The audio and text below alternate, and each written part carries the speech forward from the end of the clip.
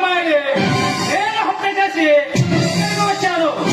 అక్కడ ఆ ఇన్స్పెక్టర్ ఉపమరాయుడు నన్ను చూశాడు. నేను ఇక్కడికి వచ్చాను. రుద్రమరాయుడు నిన్ను చూశాడా? అవును, చూశాను.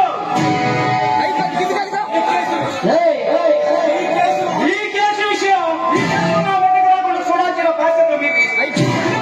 సత్యమూర్తి గారు ఒకవేళ ఆ ఇన్స్పెక్టర్ పిచ్చి పిచ్చి వేషాలు వేస్తారేమో కనుక మీరు ముందుగానే యాంటీపేటరీ బిల్ రెడీ చేసి ఉంచండి. అలాగే చిన్న అబ్బాయి చేతికి మాత్రం మీరు తిక్కకండి. చూడండి ఎస్పీ గారు, మీరు వెళ్ళి ఇన్స్పెక్టర్ ఆపండి. ఈలోగా చిన్నతో బెయిల్ కాగితాలు రెడీ చేసి ఉంచుతాను. ఆ చిన్న ఆ ఇన్స్పెక్టర్ నేను ఆపుతాను. ఈ విషయం అన్నగారితో వెళ్ళి చెప్పు. మీరు కొంచెం జాగ్రత్తగా ఉండండి. సత్తమూర్తి గారు వెళ్దాం, వస్తానా? అలాగే రామారావు గారు వెళ్ళారండి.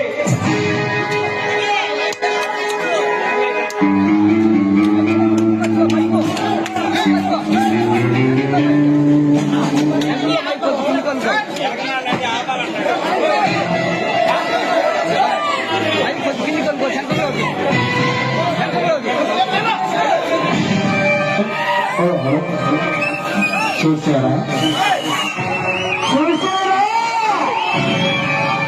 ఏంటండి చిన్న ఇందాకలో ఒక అమ్మాయిని సాటి అమ్మాయిని మానభంగం చేసి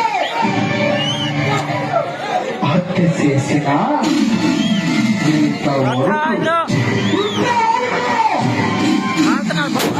లేదంటే అది ఎవరి బలం?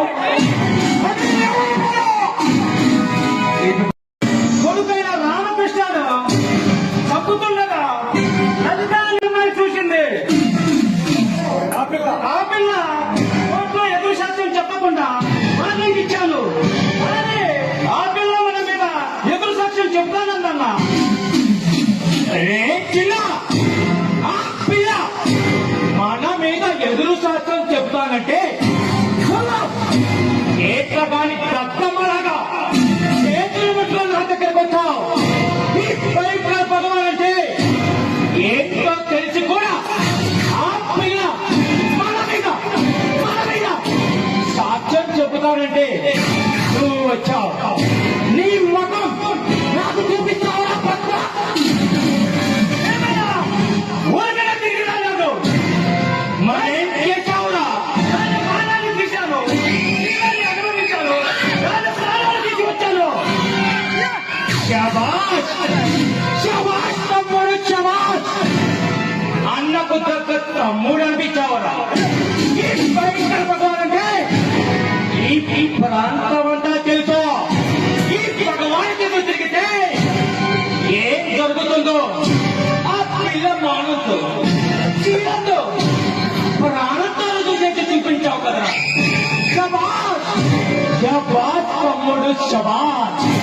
అన్నకు దగ్గర తమ్ముడు అనిపించావురా. కానీ ఒక్క చిన్న విషయం అన్న, అక్కడ ఆయన శ్వేత రుద్రమరాయుడు నన్ను చూశాడు. అక్కడ నుండి నేను తప్పించుకొని ఇక్కడికి వచ్చాను. ఇన్స్పెక్టర్ రుద్రమరాయుడు నిన్ను చూశాడా?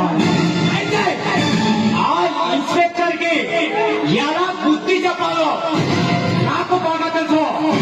నువ్వు లోపలికి వెళ్ళు.